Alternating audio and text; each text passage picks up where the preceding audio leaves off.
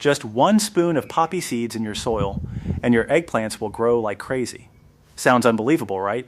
But this simple trick can completely transform your harvest.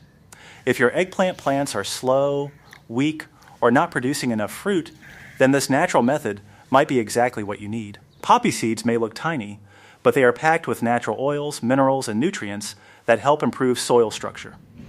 When added to the soil, they support beneficial microbes, enhance root strength, and boost overall plant growth.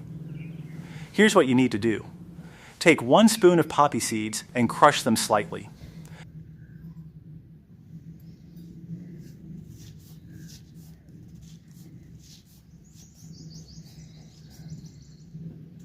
Mix them directly into the soil around your eggplant plant.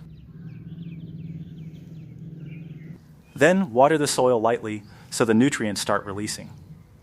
For best results, repeat this once every 10 to 15 days.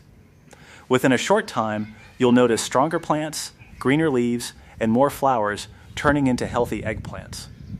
Try this simple trick and watch your garden surprise you.